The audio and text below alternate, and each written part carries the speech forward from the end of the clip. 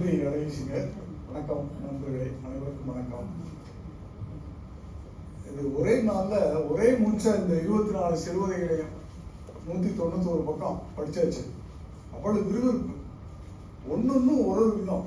ஒவ்வொரு எழுத்தாளரினுடைய மாறுபட்ட பார்வைகளில் விரியக்கூடிய கதைகள்ல தொடர்ச்சியா போயிட்டு வரும்போது வாழ்க்கை பற்றிய நம்முடைய பார்வைகளும் விரியும் என்பதை உணர முடிந்தது.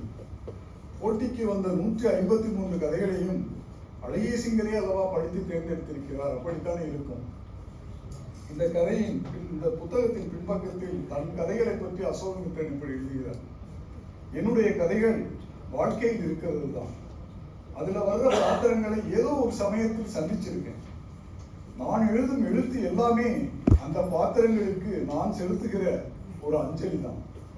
என் படைப்பு எதை எடுத்து பார்த்தாலும் அது அதில் வரும் மூல மாதிரிக்கு என்னுடைய அஞ்சலி, மரியாதை, இல்லாவிட்டால் வாழ்த்து என்று சொல்கிறார்.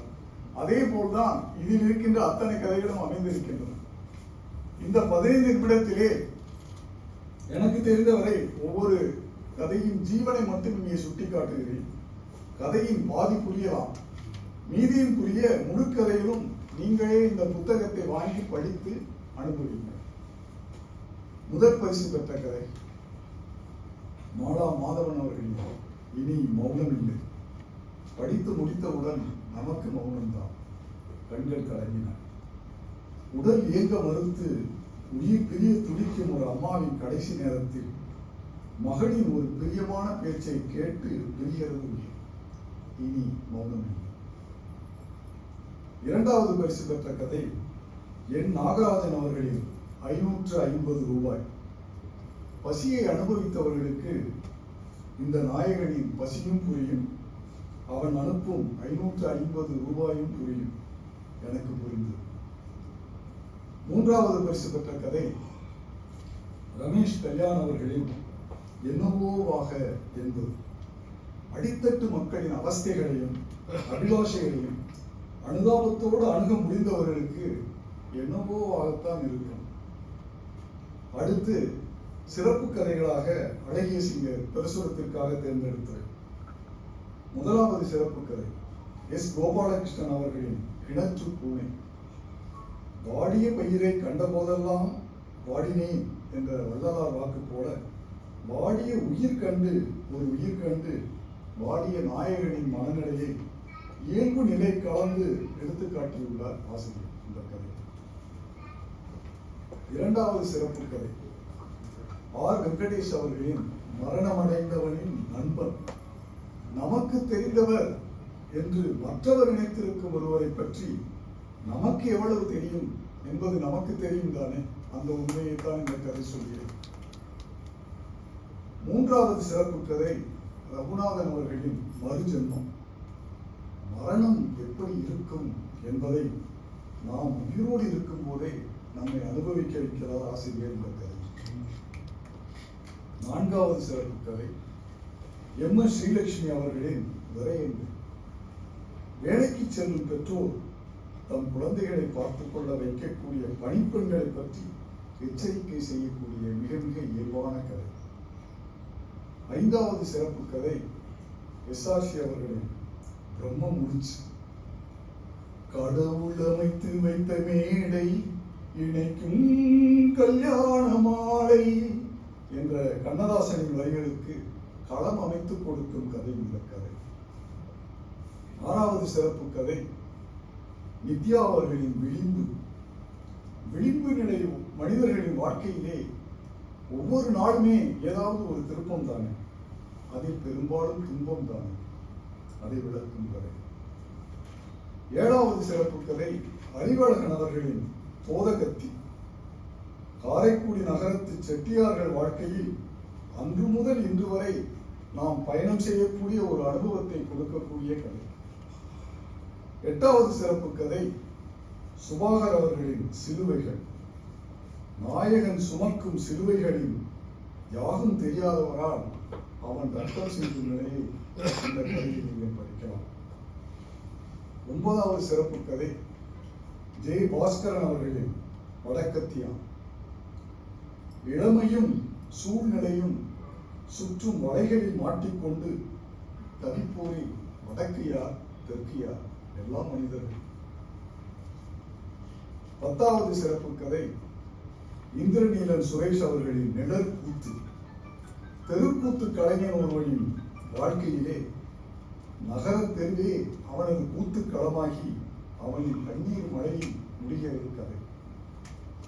11வது சிறப்பு கதை ஆர் வத்சலா அவர்களின் ஒரு அம்மாவின் உண்மை. கதையில் வரும் அந்த அம்மாவிற்கு பொய்மையும் வாய்மை இடத்தே உரைதீர்ந்த நன்மை பயக்கும் பொழுது என்ற திருக்குறள் சொல்லுகின்ற உண்மை கதையின் நாயகிக்கு புரிவதற்கு நீண்ட நாட்கள் ஆகின்றன. 12வது சிறப்பு கதை சாரதி அவர்களின் சுவாசம். காஃபி வாசமே சுவாசமாக இருந்த ஒரு அத்தையின் வாழ்க்கையின் இறந்த காலம் ஒரு இருண்ட காலம். அதையும் தாண்டி அவள் குடும்பத்திற்கே வெளிச்சம் கொடுப்பது நிகழ்காலம். 13வது சிறப்பு கதை குட்டீஸ் பாபு அவர்களின் தவணை வியாபாரத்தில் அவள்.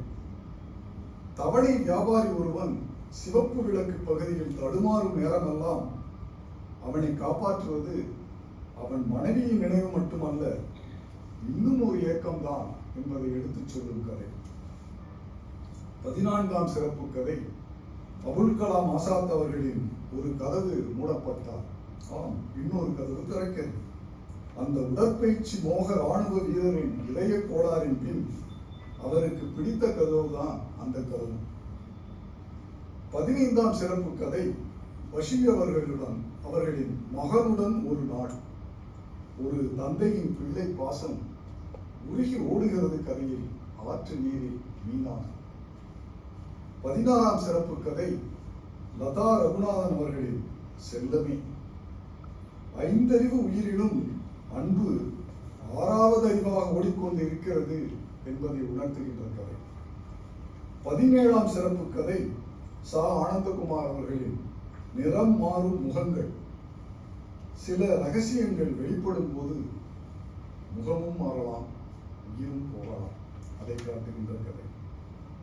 18ஆம் சிறப்பு கதை புலியூர் ஆனந்த் என்ற புனைப்பெயரில் எழுதுகின்ற நமது கிருபானந்தன் அவர்களின் அவனை போய் கேட்டேன் பாரு. மாத்தி யோசிக்கும் இந்த மாசிலாமணி கதையிலே அறிவுச்சுவையோடு நகைச்சுவையும் கலந்து வருகிறது. 19ஆம் சிறப்பு கதை ரேவதி பாலு அவர்களின் அசட்டு மனிதர்கள்.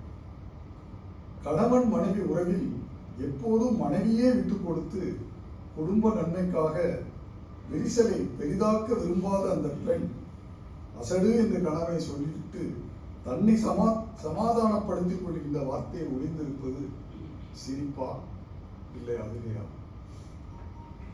20வது சிறப்பு கதை ராஜாமணி ஹரிஹரன் அவர்களின் பொய்மையும் வாய்மை இடத்த. திரைகடல் ஓடி திரவியம் தேடப் போனவர்களின் கண்ணீர் கதை இது. தெரிந்தபின் கதை ஆசிரியருக்கும் துபாயில் வேறு எங்கும் சுற்ற தோன்றாததில் வியப்பில்லை. 21வது கதை அழகிய சிங்கர் அவர்களின் சீதா லட்சுமி அடுக்ககம். அடுக்ககத்தை பராமரிக்கும் அசோசியேஷன் நண்பருக்கு சொல்லாமல் குடிவைத்தது ஒரு அகத்தின் உரிமையாளர்களுடைய குற்றம்தான். அதற்காக அங்கலாய்க்கின்ற அந்த நாயகனின் நிலைமைக்கு காரணம் வயதாகவும் இருக்கலாம் தான். 24 கதைகளுமே 24 விதமான நிகழ்ச்சிகள். தொடர்ந்து படித்ததால் அந்த உணர்வுகள் மாறி மாறி வந்து மனதை அலைக்கழித்தன. கடைசியில் நமது அழகிய சிங்கரின் கதையை படித்ததும் தான் ஒரு ஆசுவாசம் ஏற்பட்டது. எல்லாம் வயசு போல, 70 வயசான வயசு போல அப்படித்தான் இருக்கும் என்று முடிவு கட்ட முடிந்தது. ஆனாலும் கதைகள் காட்டிய காட்சிகள், அதில் தெரிந்த இன்பங்கள், துன்பங்கள், இளமைகள், முதுமைகள் நம்மை ஏதோ வேறொரு உலகத்திற்கு இட்டு சென்று இப்படியெல்லாம் இருக்கிறது வாழ்க்கை என்ற எண்ணத்தை உருவாக்கிவிட்டு நம்மை இந்த உலகத்திற்கு இழுத்து வரும்போது நாம் வாழும் வாழ்க்கையின் உண்மைகள் புரிந்து நமது இன்ப துன்பங்களை எல்லாம் மறந்து நம்மை அமைதிப்படுத்தத்தான் செய்கின்றது இதில் உள்ள அத்தனை கதைகள். அதற்கு இது போன்ற சிறுகதைகள் உதவுகின்றன. அந்த வகையில் இவற்றை எழுதிய எழுத்தாளர்களுக்கும் பெரும் முயற்சியோடு 100 கதைகளுக்கு மேல் படித்து இவற்றை தேர்ந்தெடுத்து தொகுத்த அழகிய சிங்கருக்கும் நன்றியும் வாழ்த்தும். வணக்கம்.